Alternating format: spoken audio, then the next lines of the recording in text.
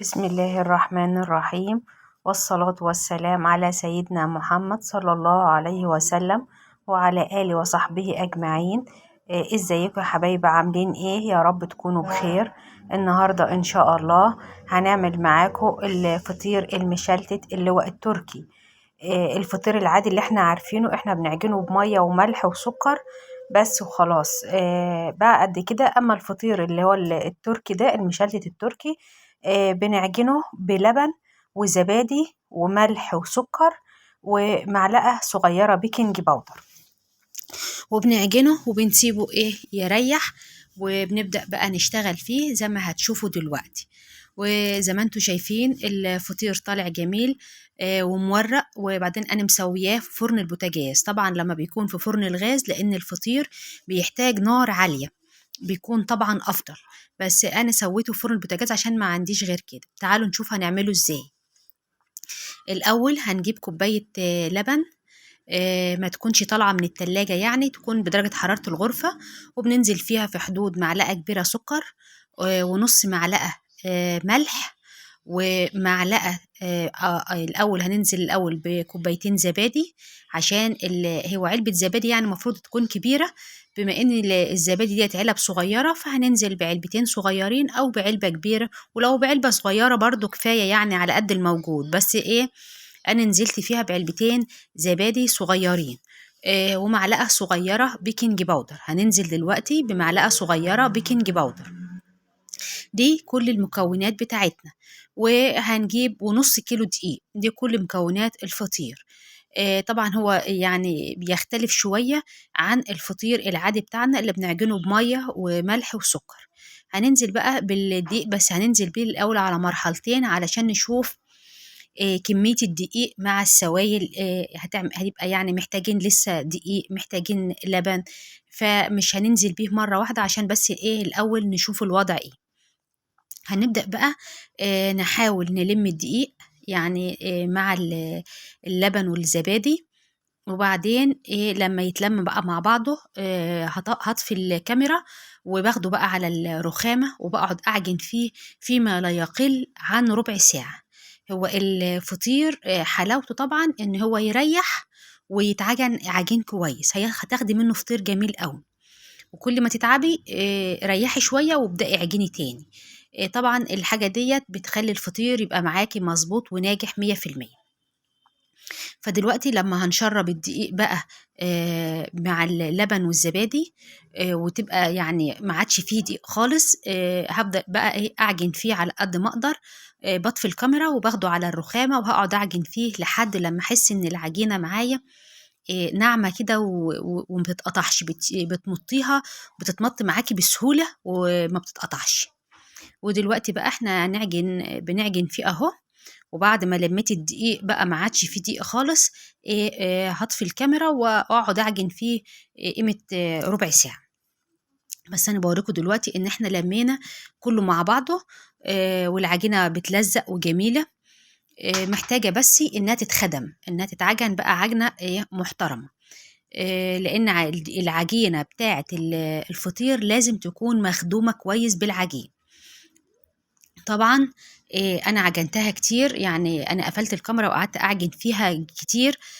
بس دلوقتي بقى خلاص هي كده يعني اتعجنت بما فيه الكفاية وعدد كويسة. وبعدين بقى بتسيبيها ما بتلحقيش تريح، يعني انت بتاخديها على طول. اول بقى ما خلصتي اهو انت هتريحها بعد كده، مش هتريح دلوقتي. هناخدها بقى نبدأ نشكلها على الصينية وندهنها زيت ونغطيها بكيس ونسيبها تريح شوية.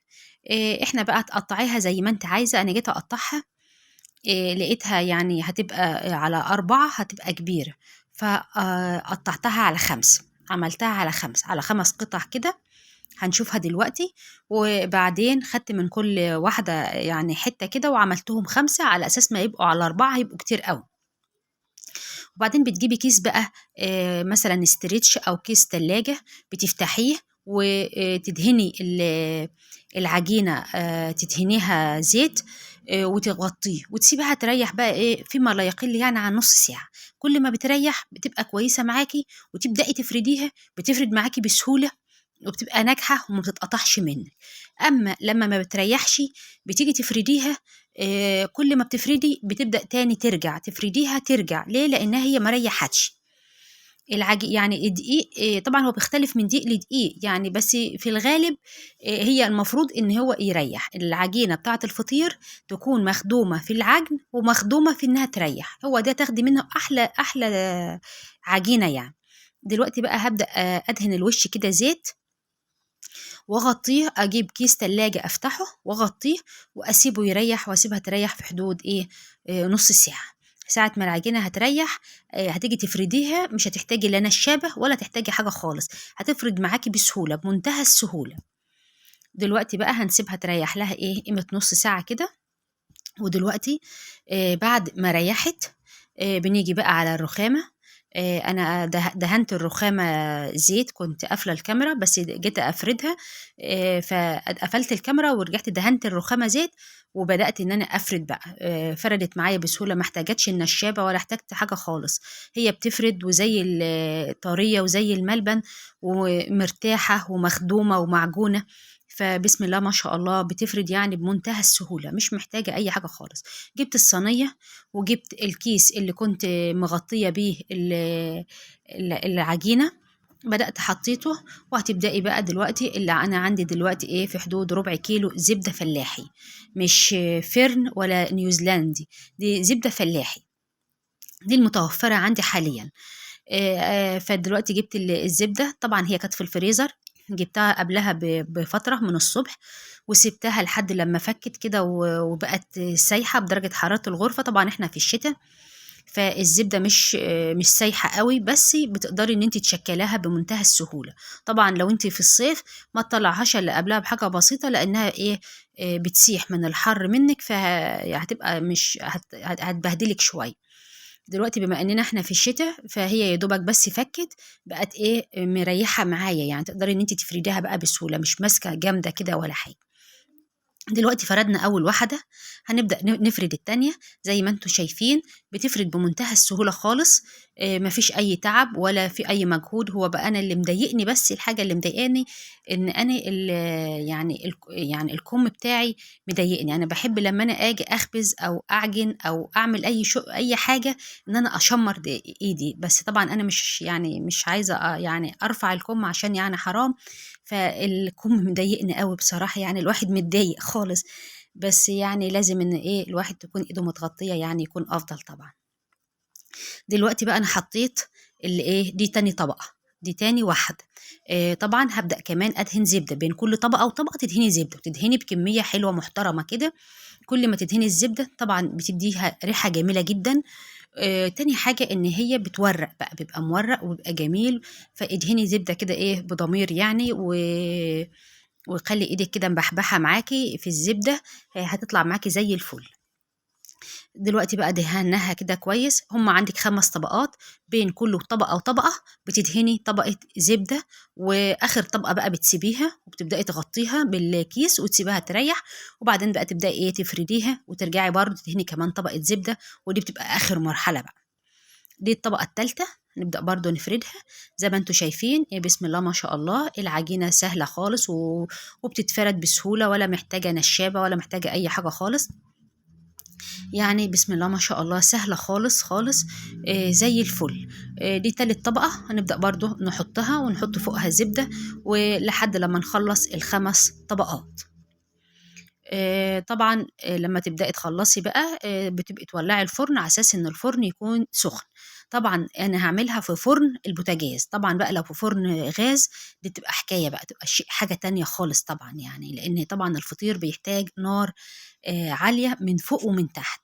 فطبعا بحكم ان انا بقى ما فيش عندي غير فرن البوتاجاز فهعمل فيه. اما على العمايل اللي احنا بنعملها ديت والطريقه الجميله اللي احنا مش شغالين بها دي، لو في فرن غاز كانت هتطلع حكايه، كانت هتطلع حكايه. بس طبعا انا عشان ما فيش فرن غاز ايه يعني غاز، فبعملها في فرن البوتاجاز، ما فيش قدامي حل غير كده. دلوقتي بقى ايه انا قفلت الكاميرا وخلصت ال5 طبقات. ال5 طبقات حطيتهم، وبين كل طبقة وطبقة زبدة. وبعدين هارجع بقى إيه، أما هاغطيها بكيس من فوق وتحتها كيس، وأسيبها تريح نُص ساعة. وبعد طبعًا ما ريحت بقى إيه، هنجيبها دلوقتي ونبدأ بقى إن إحنا هنفردها على الرخامة. ولما تتفرد بقى تبدأي برضو تعمليها تدهنيها زبدة. دي آخر مرحلة بقى في دهن الزبدة. تدهنيها زبدة، وبعدين تبدأي تلفيها بقى إيه، رول كده. وهتشوفي دلوقتي معايا كل حاجة. بلاش نسبق الأحداث دلوقتي بقى، احنا فردناهم خالص. دول ال5 طبقات مع بعض فردناهم. طبعا لو في طبقة صغيرة عن طبقة، طبعا دي بتبقى بتقدري تتحكمي فيها، تقدري تشدي اليمين اليمادي، تسيبي من اليمادي. لقيتي من الأطراف رقيقة من النص كده تخين، تبدأي تمشي بقى من النص، تفردي للآخر كده على أساس يبقى كله سوا بعض. دلوقتي بعد ما فردناها زبدة، ما نبدأ بقى نلفها زي ما انتوا شايفين كده. بتتلف معاكي بسهولة وسهلة خالص. وبعد ما بتلفيها اللفة دي بتسيبيها كمان تريح نص ساعة. دي آخر بقى تريح. عما هي تريح تكوني طبعا ايه، تبدأي يعني بعدها بشوية كده تبدأي تولعي الفرن بقى. بس دلوقتي احنا هنلفها وهنسيبها تريح لها كمان نص ساعة. بعد ما تريح بقى بتجيبي الصينية تدهنيها برضو زبدة من تحت، أو تدهنيها زيت براحتك.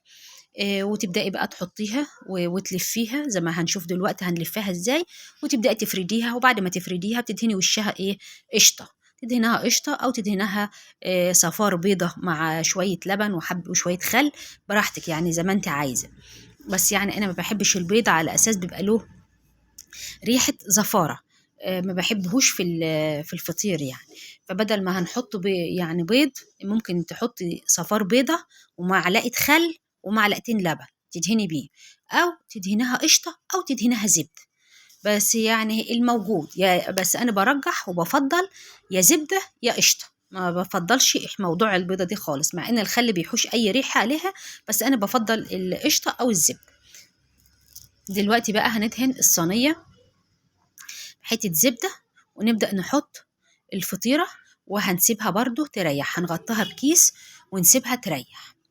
وما تريح ونحس انها ريحت بنبدأ بقى نولع الفرن. وبنحطها في الفرن، مش بنحطها على الشبكة، احنا بنحطها على الصاج التحتاني، يعني منها ملامسة للفرن، اللي منها ما بنحطش اي، الشبكة بتبقى في النص لكن دي تبقى تحت خالص، على اساس ان الفطير بيحتاج نار عالية. على اساس بس الاول لما يقب كده ويبدأ ياخد لون من تحت، ابدأ ارفعها بقى على الشبكة. وطبعا الفرن يكون على اعلى درجة حرارة. الفرن طبعا فيه طبعا افران حديثه بقى دي بتختلف، اما الفرن مش عندي مش حديث، فبحطها على الصاجه من تحت وبقلبها كل شويه عشان ما تحمرش من مكان ومكان لا. وبعدين لما الاقيها قبت بقى وخدت لون حلو كده من تحت، ببدا ارفعها على الشبكه. ولما الاقيها بقى استوت حلو خالص، ابدا افتح الشوايه من فوق. ودي بقى شكلها بعد ما خرجت من الفرن. هي بسم الله ما شاء الله، شوفوا زي ما انتم شايفين حمرة خالص من تحت وجميلة. رغم ان دي مش فرن الغاز، ده فرن بوتاجاز، بس يعني كتر خير ربنا. ريحتها والله ريحتها تحفة تحفة تحفة، وجميلة ومورقة وحلوة جدا.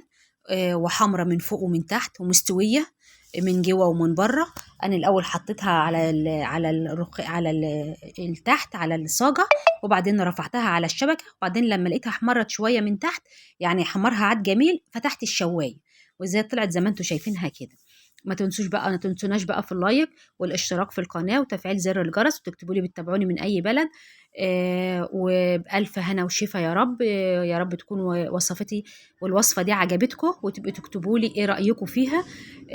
ومع ألف ألف ألف سلام.